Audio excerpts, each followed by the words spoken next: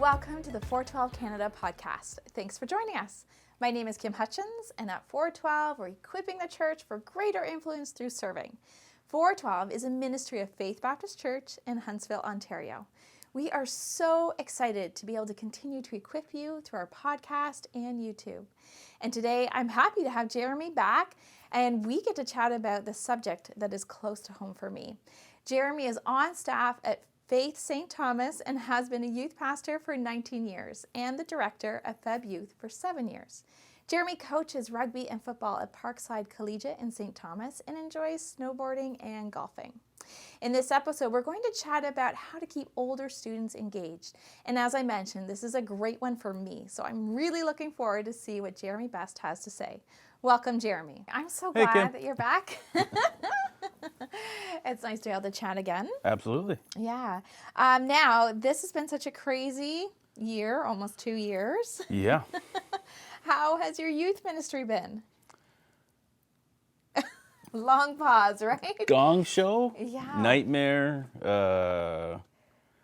Yeah, if I ever hear the word pivot again, I'm going to smack someone. It's been tough. Yeah, it's the same for everyone. Like, ministry the last year and a bit since COVID hit has just been all about constant change. And man, just like every time we thought we had plans in place and things were going to be good, down the tubes. Heading back to summer of 2020, and we were getting ready to launch for the fall, and things that were still relatively open. We're still allowed to do. Okay. And so we had planned to be outside, and so we'd found 2 families in our church who have kind of country properties, tons of space, and so they're both good to host one at our junior high and one at our senior high for the entire fall. So we're gonna do bonfires and all these kind of things outside, and had space to have up to 100 people outside at the time. And the week after we launched, the government changed all the rules. And then the outdoor gatherings went down to 20 people or something like that. And so we'd scrap everything. We'd worked for weeks and weeks and weeks on move inside. We were trying to avoid going inside because we had to deal with masks and all kinds of stuff. So we knew our students had to deal with that at school all day. We're like, let's try to give them some freedom from that. Out the door. So we had to go back inside right away. That said, when we did, things went well. Okay. When we were in person, things were actually good. Our turnout was far better than I thought it would be. We were a bit lower on junior high than we'd usually be. I think parents were fairly cautious with their younger kids, understandably. Senior high was higher than we'd usually be. Wow. And I think that was a result of parents being please just give them something. Yeah. Right. So much of their world has just gone down the toilet. Just give any positive place they can be right now, just go. Yeah. And they were hungry for it. So even some kids that we usually only see a handful of times a year, but then they'd be gone because of hockey or basketball or whatever else. Well, all that stuff was shut down. Yeah. So then they just locked in with youth. So when we were in person, things were okay. And there was still a decent vibe there. We had to change a bunch of stuff. We had to meet in our gym instead of our youth room for distancing and do masks and all these kind of things. But our students were resilient. They're like, hey, we can do something, let's just do it. And my volunteers were rock stars.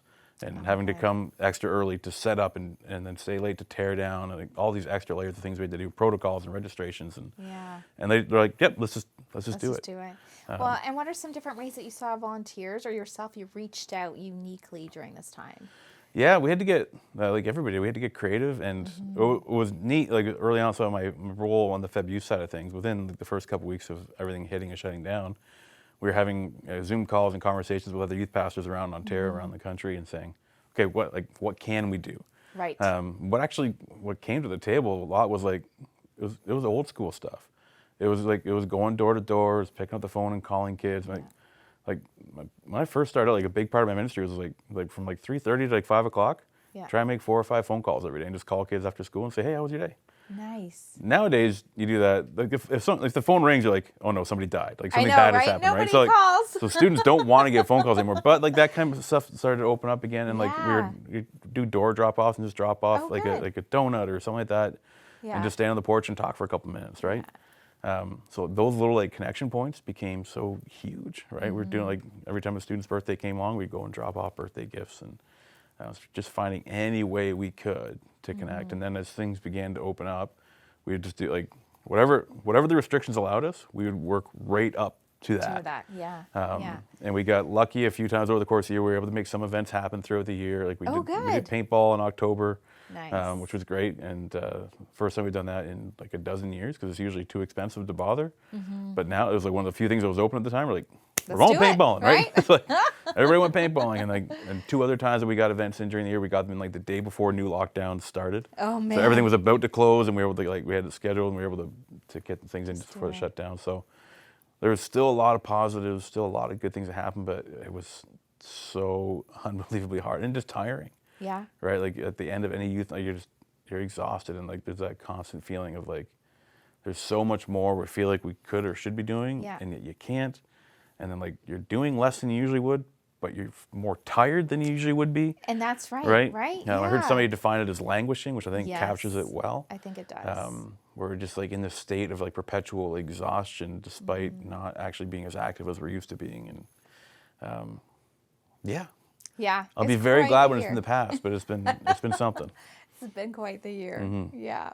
Well, and I know today we're going to talk about how to engage older students. And I think that this is a topic that hits home for me, right? It's very personal, as well as anyone who is working in youth ministry, right? Everyone is wondering, what do we do to engage those older students? Sure. I mean, it's been the challenge since, as long as youth ministry has been a thing, this has been an issue. And even if you go down to kids ministry, the issue of keeping the students who are on the top end of whatever age spectrum locked into the existing program is tough because they start to see themselves in the next. Yes. Right. So if your kids ministry ends at say grade 5, well, those grade 5s start to feel like all the stuff you do in kids min, well, this is for little kids. Right. I'm in junior high now. Right. Well, no, you're not for another year. But mentally, they've already made that leap. They're Part excited. of that's good. Yeah, they're excited. That's good. So you want them to be excited and ready to move on to the next thing. And the grade 8s feel like I'm not in junior high anymore. I mean, by the time we find by the time March break hits, our grade 8s in their mind they're high school kids. They've done orientation, they've picked their courses a lot by then. And so they're out of elementary school, they're in high school now, and so junior high is like no, I'm out, right? And then senior high is the same thing. Well, then senior high tends to start happening a bit earlier. So by the time we kind of hit grade 11, students start to check out. And so it's just always been an issue that we've had to wrestle with. Yeah, and so do you think, like, what's going on during that time for older youth? Like, what are some of the reasons that they're dropping out? Yeah, I'm sure for as many kids as you could find as many reasons. But some of the ones that I find coming up over and over again, I hear one statement I hear every single year, and I've heard as long as I've been in youth ministry. Inevitably, a grade 12 will walk in on the first night of youth and go, man, the grade 9s just keep getting smaller. Yeah. Which, if that was true, they'd be like microscopic by now. But it's their way of saying, they're like, I feel really old here now. Yeah, suddenly it's right, different. like it just feels like, so when there's no longer anybody above them, to like kind of look up to, all of a sudden they're like, oh, like it just doesn't hit the same for them. You know, so they feel that responsibility a bit now, and they like there's no one else to, like, for lack of a better term, to aspire to, no group to reach up towards. Some students just kind of feel like, oh, well, maybe this isn't the place I want to be now. A lot of kids don't care about that. Some of them enjoy being on top of the pile, but there is that sense of like, all of a sudden when you're at the top end of it, everything starts to feel a bit younger. And like if they've been in your youth ministry the whole time, they've done all the retreats, they've done your events, they've heard all your best stories and teaching analogies, right? So they've been there, done that a bit. Like I just finished out with a group of grade 12 guys this year that I've had in a small group since they were in junior high. Right? There's I tried to keep my teaching fresh in variety. They knew every story before it was coming, right? And they gave me a hard time, or even just like not even like stories I've said before, but even like my way of saying something. They're like, oh, we could tell exactly where you're going with that. Oh no! And I'm like, well, at least you were listening, I guess. They're only listening to make fun of me later.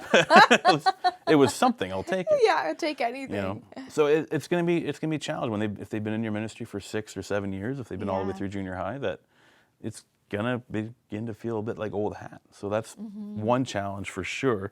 The second is like the classic excuse, so I've got work. And I remember when we were in high school, I don't know if you would have felt the same, but like it seemed like in our era, like students wouldn't start looking for work until grade 11 or grade 12. Yeah, I think later high school, yeah, I started working, but I had my evenings free, right? So I could go to youth and volunteer and stuff like that. But yeah, we didn't really, other than babysitting.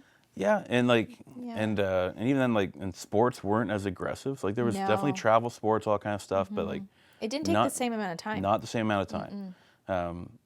We have, like, of my grade 12 guys, every single one of them was working. Most of them working at least 20 hours a week. Yeah. Some of them working overnights. Like, they're going to school through the day, they're home for supper, and they're going into work like sometimes at midnight, working overnight, going to school back in the morning. Wow.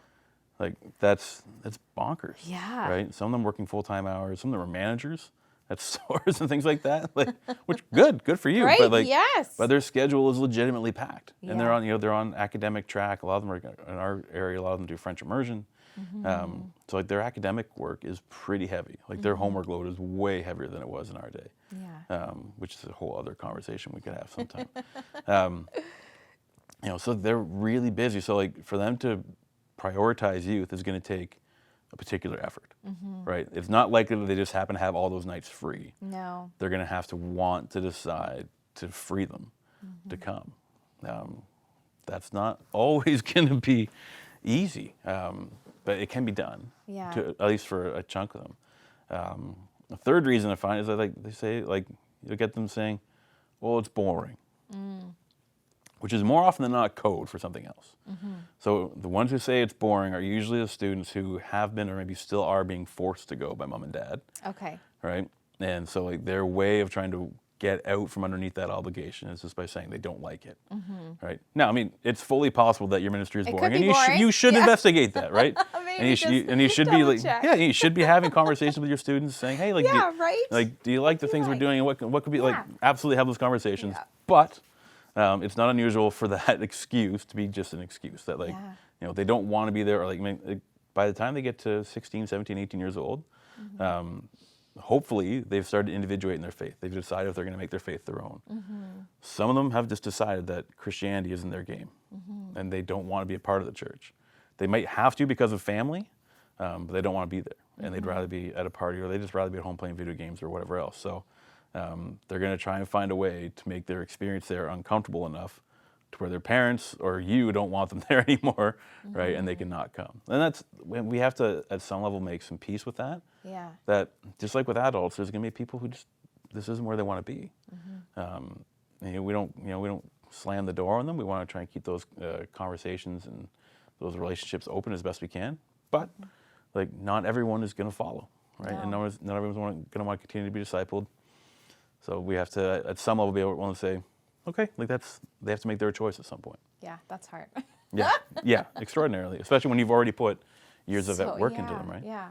And for what about those that are staying? Like, what can you do to engage with them, right? They have decided they're still going to keep coming out, but how to keep it fresh, or what do you do? Yeah, so I mean, first off, like internally first, like, make that peace and say, like some are going to walk away. We're going to be okay with that. We're going to try to keep a relationship open. And like, with students who have no desire coming to youth, I'm okay with that. Mostly. Yeah. So it's trying to take it personally, whatever, right? But like, I still try and keep them in a loop, right? And they stay in the group chat, or like, you send them a text every now and again, or show up to their game, and let them know, like my standard line often is like, like, I don't care if you come to youth, which isn't entirely true, but like, I just care about you. Yeah. And if you need anything, you need to talk, you need some help, reach out anytime.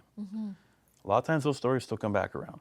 And sometimes it's 6 months or 6 years later, I've sat down with kids in their mid-20s that I haven't talked to since they were 16. Wow. Right? Which, like, and by no virtue of anything other than, I'm still there, right? Yeah. And they come back home for Christmas or something like that, and they're like, oh, hey, like, can we get coffee? Sure. Like, Yeah. So, like, trust God, trust His sovereignty, trust His Holy Spirit to work in kids' lives. And like, the story we see at 16 or 17, 18, where we're like, man, they're not coming back from this. Nah, just you wait.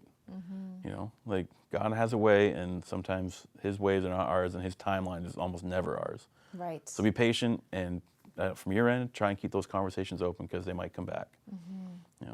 But when you're talking practically, okay, like, so like, when we're looking at the actual, what else can we do? we're looking at within the actual ministry, what can we do to actually help these senior students stay locked in? one thing that comes to mind is try to create aspects of your ministry that are unique to them.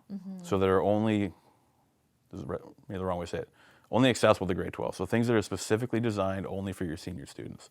Okay. A few things that we've done over the years, some with high success, some with lower.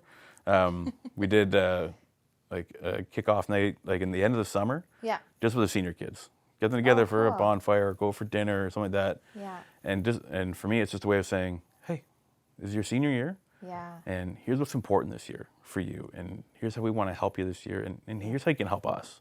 Like your engagement really makes the ministry stronger. You guys set the culture. You guys set the tempo now. We'd really love your help in that.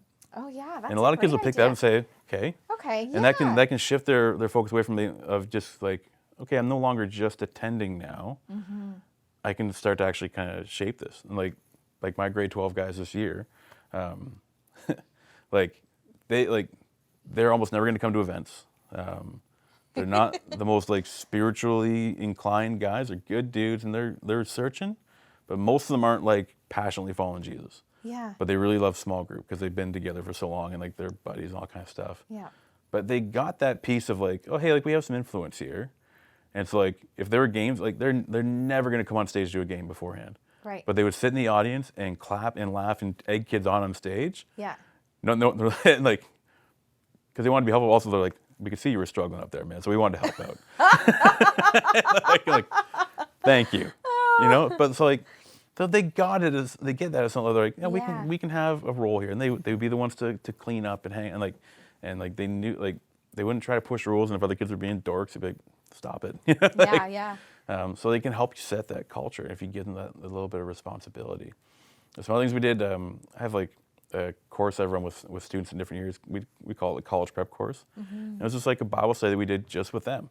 Okay. And did it in different ways, right? Where it's like sometimes might do it like, hey, we're gonna meet once a month over the course of the year, or we did, like 5 nights in a row, 1 week, or like structured however, but like, hey, here's an aspect of teaching and community where we just want to get you guys together. Yeah. Right, make something different for them.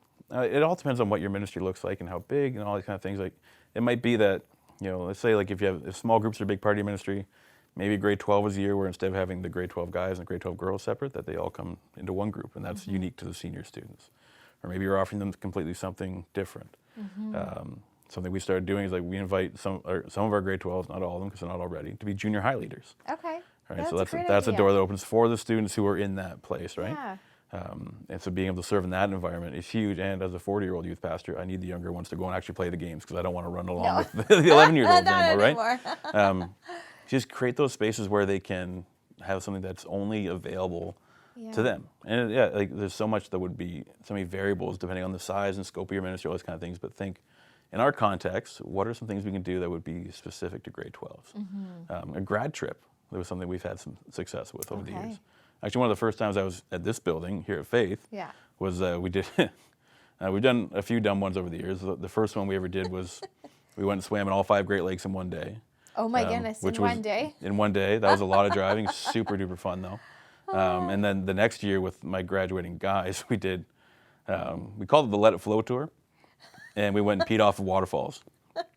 And we came back, this was back when Jordan Mason was youth pastor here back then. And Jordan just let us crash here for the night. Oh my As we were coming goodness. back down, we'd come up through across Manitoula and through St. Marie and come back down. But just finding like dumb things to do, right? And, like, something different, unique. yeah, or maybe it's like it's an annual trip. It's a cottage you go to, or a place like, or a trip that you do every year. That the seniors know that this is just for them. I have a buddy out west who like takes his kids to Disneyland in California every year. The grade 12. Yeah. That's like a large scale one, right? Yeah. But it doesn't have to be that big either. One of the best trips we ever did was we did a cottage for 2 days, just at somebody's property at NBC, and like that was 2012. Those students still talk about that. Oh, really? They're in their late 20s now. Wow. I said that was one of the best weekends of our high school. Like, Oh my goodness. so it's less about what it is and more about having something that's just theirs. Yeah, and planning ahead, right? Because you do It's have to work huge. around their schedules. Yeah, that's a massive thing. And 2 other things you can do in terms of like in planning your ministry. So planning ahead, because they have work and they have exams, like be very aware of what the school calendar looks like. Yeah. Like where are midterms going to fall for them? When are exams coming? All these kind of things, and balancing your youth schedule accordingly. So like give them some slack, or just don't expect them to be there in those times, right? Or shut youth down.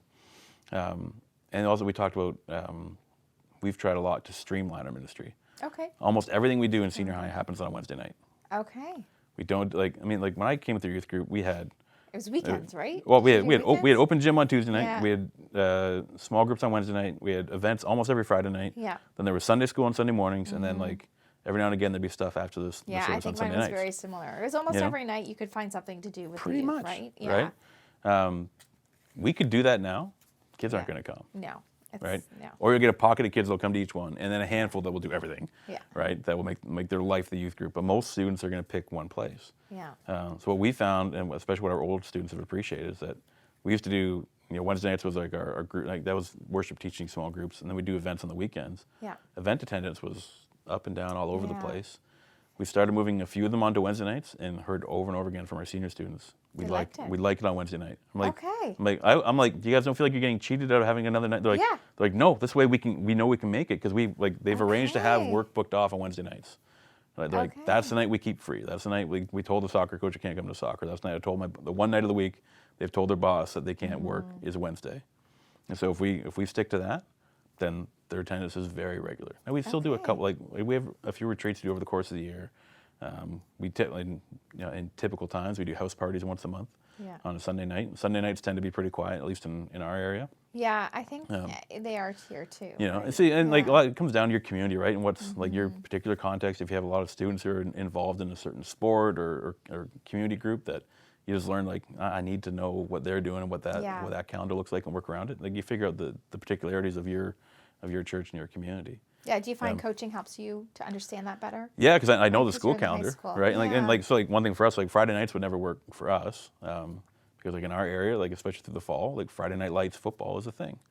Most of our kids don't play football; only a handful of them do. But the football game is where most of them will go on Friday night as Right. like the thing they do before they go and do something, Right. right? Because people are going to be there, so they meet there, they hang out there, then they go out and go to whatever they're going to do after. So it wouldn't make any sense to schedule things on Friday nights, even though some parents who grew up in youth group in the 80s and stuff, like, we used to do events every Friday night, and it was so good back then. You're like, that was all It right. was good back then. Yeah, But times are different. So that Yeah. streamlining has definitely helped. And the long-term planning, like, so if they, like our grade 12 students are usually happy and want to be part of the retreats, they need to know months in advance. So Oh, yeah. if you're planning on a shoestring and you're getting things out just weeks in advance, they're not going to be able to pull it off. no. This year has been an exception to that, where like I found this year we've had to plan short term, and I basically just asked our parents and said, I'm like, hey, this year we're not going to be releasing year-long calendars. We're not going to be even releasing a quarter at a time. Yeah. As regulations just change, kept I will give you as changing. much notification as I can, Yeah. but expect that you're going to hear about events 2 to 3 weeks ahead. Yeah. And they're like, yeah, for now we understand that. Yeah. Once this is done, then we will. I'm hoping for this fall that I'll be able to roll out my whole year-long calendar. Yeah. And be in a much more stable place in my own mind, right? Yeah. But sometimes circumstances dictate you have to do something different. Yeah. Yeah, now, and a lot of people who are watching or joining us are volunteers. So what could you say to encourage those that are serving in youth ministry, especially with the older kids, the Yeah. older youth that are there? Yeah, when you're working with older kids, like, man, just keep pouring energy into them and keep those lines of communication open, because their worlds are changing really quickly, often in ways they don't fully comprehend at the moment. Like their worldview is being formed, and they're dealing with, most of them, a lot of anxiety about not only finishing high school, but about launching into what's next. Am I going to go to college? Am I going to go to university? Am I going to get the marks to get the program I want to get to? They have this existential dread about making decisions that they think are going to like last the next 60 years of their life. Yeah. Which I try to talk them out of. I try to make them understand, like, you don't have to have your life figured out at 18 or 17. Yeah. Even if you think you do, you're likely wrong. I can count on one hand the number of students who had their career picked out at 17 who actually went into that career. Yeah. Almost everybody goes into college and graduates with one thing, but does something else, or switches It's true, programs or right? whatever. Yeah, Like it changes. they say statistically now that like students coming into the workforce now will have at least 8 different careers. Yeah. Right, and that's, like, not jobs in the same field, but like complete total switches. Like, so I'm like, do your work in school, keep your doors open. So take the courses that are going to prop the doors open, so you can walk through whatever you want to later. Take your maths and take your sciences. Find something you're interested in doing, pursue it. If you hate it, change. That's Yeah. okay. I know, right? it's not the end of the world. Yeah, but for them it feels like it is, because it's like their entire educational journey. You get through elementary school, you get through high school, to go to college. But for college, you have to pick a track, to pick a career, and that career is going to be your life. That's going to dictate how much money you're having, where you're going to live, where you're going to go. And it's just it all snowballs, right, into these few months of grade 12. So it feels like there's an immense amount of pressure. Yeah. So if you can say, hey, it's going to be okay. And walking beside them through that, it can feel like they've detached. It can feel like they're not as interested. I mean, the reality is that they're just processing a lot. Mm-hmm. And even like the minimal presence you might feel like you have can still be hugely significant. Okay. Right? Like the text you send, even if they don't respond, say, hey, I'm praying for you today. Yeah. All right? The time you take to go and grab a lunch or to show up to the ball game or like whatever, those little moments speak volumes and do an infinite amount of work of keeping those relationship doors open, even with those students you think, I don't know if I made much of a connection. But like, I can speak for myself, like, 20 plus years out of my own youth ministry experience now. Mm-hmm. I can tell you each and every time one of my youth leaders showed up to one of my baseball or football games when I was a kid. Wow. Right? I remember conversations I had over lunch with my youth leader Ron when I was 14. Wow, that's amazing. Because they didn't happen a lot, but the ones that did were significant and they spoke a lot. So I remember our youth leader Jim like telling us how he met his wife, because like one night we refused to go to bed during snow camp. Yeah. We're like, tell us a bedtime story. We're 17. Yeah. He's like, you guys are dorks. We're like, just tell us how you met Beth. He's like, fine, right? So like the fact that he like he humored us a little bit and then shared a part of like that meant something. Yeah. And to him probably felt like he's like, guys, it's 2 a.m. I just need to go to sleep. Right? Yeah, so it probably felt just like extremely annoying to him, but those things all matter. So like the reaching out you're doing, the effort you're putting in, it's making an impact. It's not always going to feel like it, but it's making a huge difference. Yeah. Right? And you can keep having an influence in these kids' lives, even if you don't feel like it's been huge. Yeah, that's so good. And I'm also thinking about parents who have older youth at home.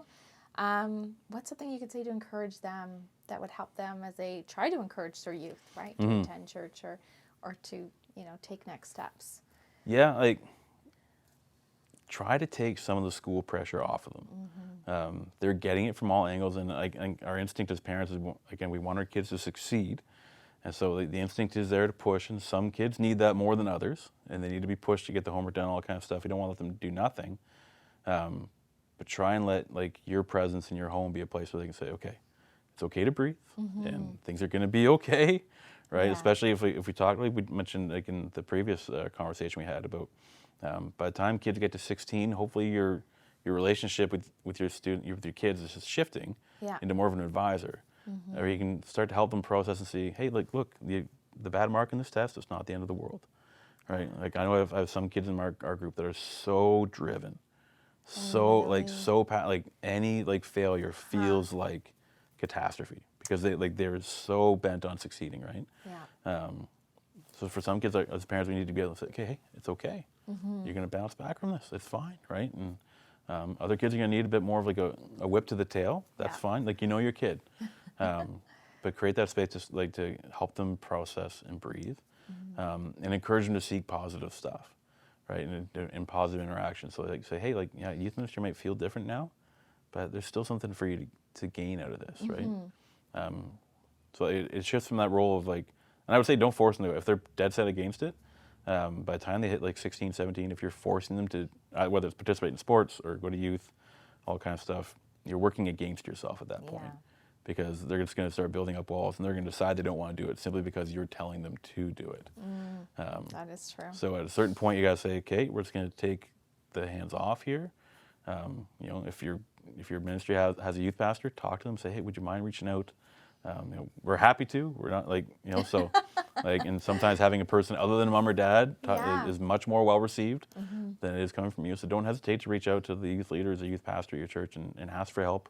Talk to other parents, because like so often with parents of teens, we feel isolated, like we're on an island. It's true. They all feel like that. We all feel like that. So you're not alone, even though we make ourselves feel alone. So talk to other parents and say, hey, what's working? And there's help out there. We're just somehow, some way with teens, we feel hesitant to seek it, or we feel like we should know because we've had these kids in our house for 16 years. And like we should well, everything in their world changed in the last couple of years. So it should feel weird and different and hard, unfortunately. But don't be afraid to go and seek out the help, because there are people out there that can help you. Which is so good. And I mean, and as a parent, it's your first time having a 16-year-old or an 18-year-old, right? Yeah. So, I talked to like our the students in our youth group, I'm like, if you're the oldest, remember, like, you're the guinea pig. Your parents Yeah. are testing all these things. Everything that you go through for the first time, It's true. they're experiencing it for the first time. Yeah. Right? Like, We're all in this So, for the first time. you started high school, they've started high school with you, and they're Yeah. going, I don't know how to do this. That's You true. know, Yeah. Yeah, that's so good. Jeremy, thank you so much. Yeah, happy to be here. Thanks, Kim. Fantastic chat. And I think it'll be so encouraging for all of those that are volunteering, serving, leading volunteers, and parents that have older youth. And I hope that we'll see a change in the culture of our youth groups, right? So again, thank you so much Thanks, Kim. for being here. For those joining us, I hope that you were encouraged by what Jeremy had to say about engaging older students. Show notes are available for this episode. If you're listening to the audio version of this podcast, remember to subscribe on your podcast app. And for those watching the video edition, subscribe to our YouTube channel so that you don't miss an episode. Also, hop onto the discussion by following us on social media. You can find us on Instagram at 412 Canada. Looking forward to next time. Thanks for joining us.